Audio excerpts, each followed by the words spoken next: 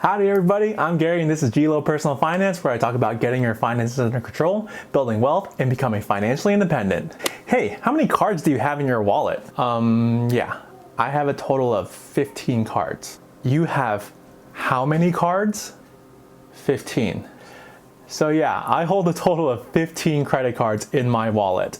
Well, not necessarily in my wallet, but as a whole family, we hold 15 credit cards. Now, I don't hold a balance on any of them, and I don't pay an annual fee on except one of them. And with all those 15 credit cards, I take free first class and business class flights all around the world. Stick around and I'll show you how to use credit cards to fly first class or business class all around the world.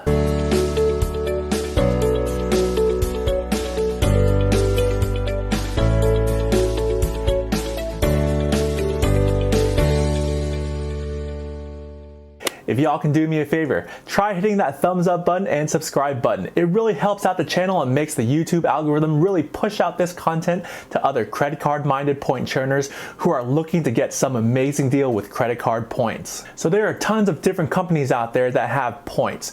American Express has their own point system, Citibank has their own point system, and Chase has their own point system.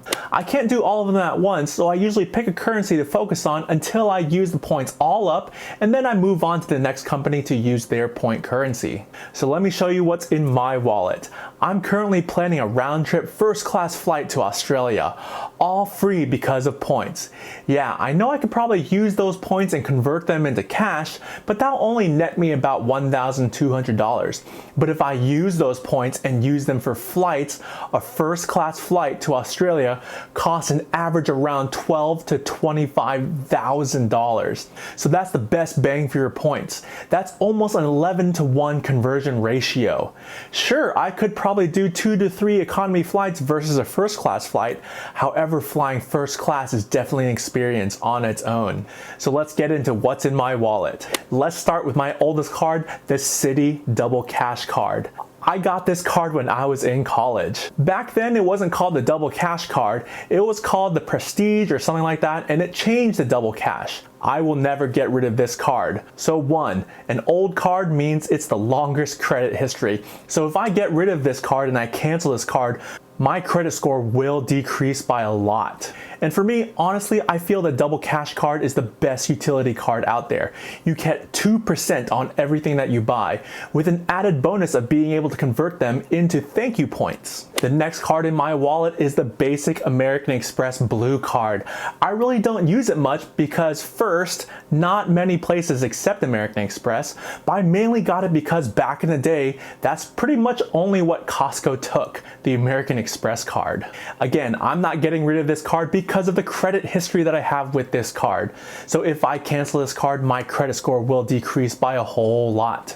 But what I do know is after I finish my Chase Ultimate Rewards points churning, I am going to be switching over to the American Express points currency. So I'll be getting a few American Express cards to take advantage of their amazing perks. The network of Centurion lounges are hands down one of the best lounges around the world. And with the American Express Platinum card, you can enjoy the life of luxury without spending any money. So now let's talk about the points I currently use to take advantage of those amazing first class flights. The Chase Ultimate Rewards points. Right here is the OG Chase Freedom.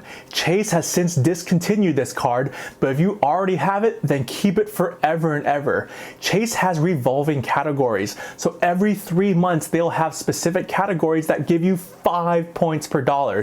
So January through March, they'll have gas station rewards that for 5 points per dollar, and April through June, they'll have groceries and office supplies that'll get you 5 points per dollar. And July through September, they'll have wholesale store. It switches all the time. So you'll just have to go to the Chase website to check which category is for your specific card. So if I ever go shopping on these specific categories, I'll definitely use the Chase Freedom card.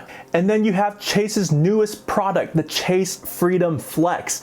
It's actually the exact same card as the discontinued Chase Freedom, but the Chase Freedom is Visa, which can be used at Costco, and the Flex is a MasterCard, but they give the exact exact same rotating categories at the same quarters. And now I have the best all-around utility card that Chase makes, the Chase Freedom Unlimited. You get 3 points per dollar for restaurants and 1.5 points for every dollar on everything else. So if I shop at a place that isn't on the OG Freedom or Flexes category, then I'll definitely use the Unlimited to get the 1.5 points. It's such an amazing card. My next two cards I use for my doggy sitting business, Doggy Hotel. The Chase Business Unlimited gets 1.5 points on every purchase, and the Chase Business Cash gets 5 points on office supply stores and 2 points at gas stations. You have to be a legitimate business to use these cards, and you can only use these cards for business expenses. The cool thing though is all the points that you gain from your business transactions can be transferred to your personal Ultimate Rewards cards. Out of all the cards that I mentioned so far, none of them have an annual fee, which is great. If possible, don't pay for the use of a credit card, except when the benefits of the premium card outweigh the annual fee.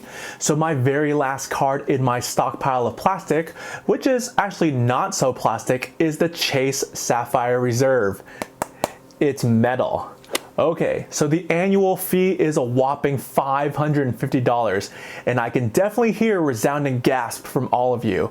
But if you take more than 2 or 3 domestic flights or 1 or 2 international flights per year, then this card will most likely pay itself back with all the perks associated with the card. This card is definitely a whole video in and of itself, so in the meantime, I'll give you a summary of the best perks.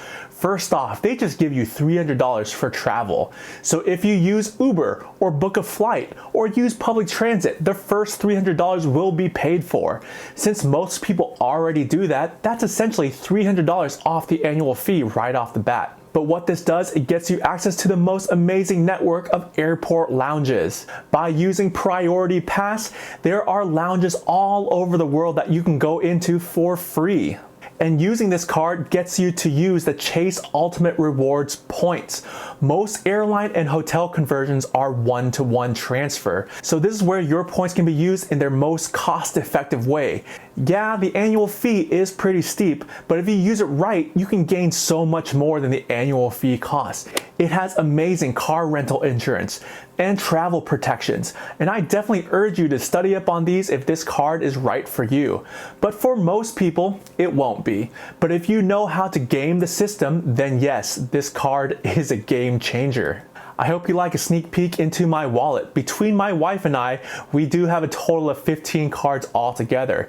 Yes, it can be hard to keep track of all of it, but if you know what you're doing, it's definitely worth your while.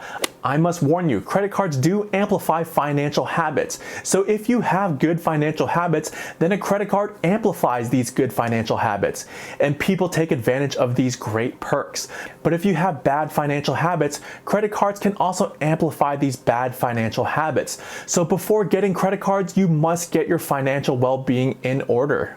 Go ahead and comment down below on your credit card success stories and let me know which point currency I should churn next. Give me a thumbs up if I've earned it and hit that subscribe button. Y'all stay safe out there and I'll see y'all next time.